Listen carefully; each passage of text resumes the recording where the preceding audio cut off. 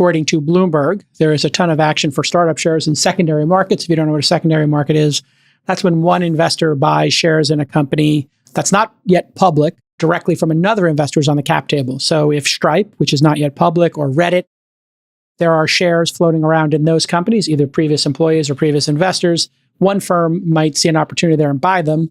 As this process of bottoming out has occurred, PitchBook reported Tiger Global told secondary investors, and that's a class of people who like to buy these, that they could bid on any individual private company in its portfolio. They tried to sell a bundle of these shares, about 30 startups at a time, but they couldn't find buyers according to the reports. So now they're allowing people to bid on a per company basis.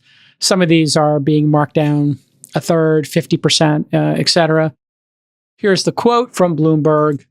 As of May 31st, shares of startups were trading at a median discount of 61% compared to valuations at their latest funding rounds, according to a report by Forge Global Holdings.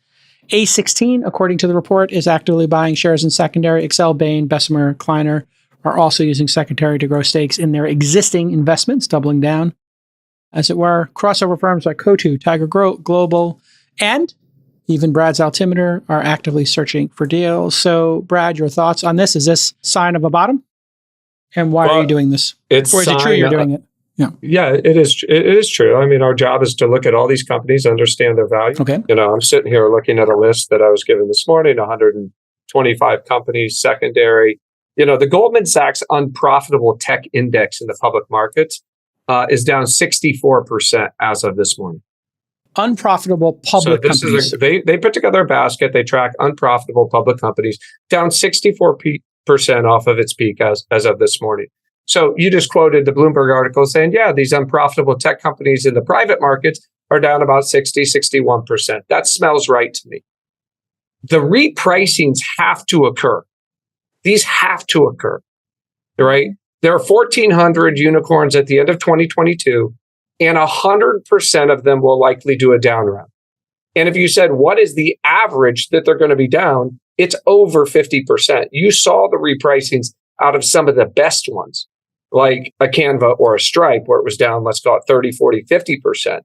But, there are going to be companies like in the public markets that are down 80 or 90% and disappear altogether. So we didn't see the repricings, okay? And by the way, when we say, that article quotes Forge, that is what the sellers are offering to sell shares for. That is not where transactions are clearing, right? So why hasn't Altimeter purchased any of this? Because the prices aren't low enough to induce me to get off the sidelines to purchase the shares. But we're within kind of, we're starting to get in the zone where we can underwrite to a margin of safety competitive or better than the public markets for companies that we think are great companies. Now, out of those 1,400 unicorns at the end of 22, there are probably less than 5% of those companies I would even want to own at the right price, right? So it's a small subset of companies. The price has to get to this clearing point. But, I think over the course of the next 18 months, we're going to see an acceleration of market clearing events as these companies need to raise capital, as their employees want to get liquid on shares. And it probably see some great opportunities, but most of these things that get put on sale should not be purchased, right? Most of them, even, the first sale price is never the last sale price. The markdown on the black t-shirts will continue. Chamath or Sachs, any thoughts? Are you buying in secondary? Are you looking at this? Yeah. We'll look at secondary deals. It's not primarily what we do, but we're open to it. But Brad, if you were to categorize the 1,400 unicorns into one of three categories, what do you think the percentages would be? Those three categories being zombie-corns, like unicorn companies that just don't deserve to exist. They don't have product market fit and they're going to go away. Category 2 would be viable companies that are just overpriced and are headed for a down round.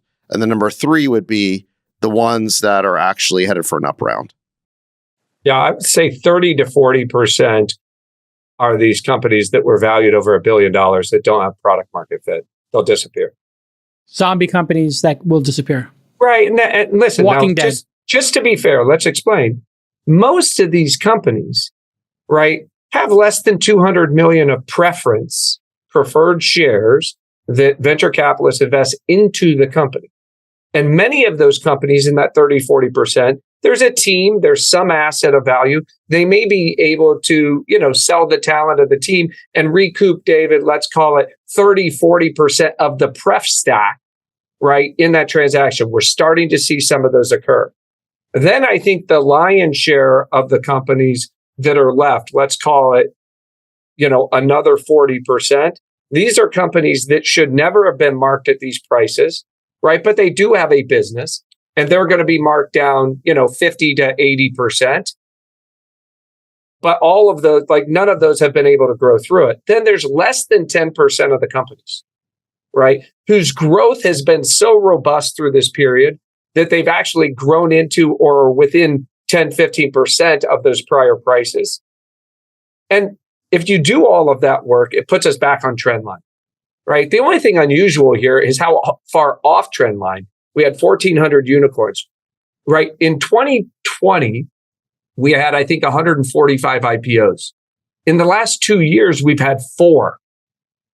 Okay. So there is a huge backlog. These companies aren't getting public. Why? Because public market buyers like ourselves, we're not willing to pay the prices that were in the private market. So the first step is to just have these clearing events. And as David, you and I heard sober talk over the course of the last couple of days, I think they, said to founders very clearly, you need to sell your businesses or you need to get profitable. There is no middle ground.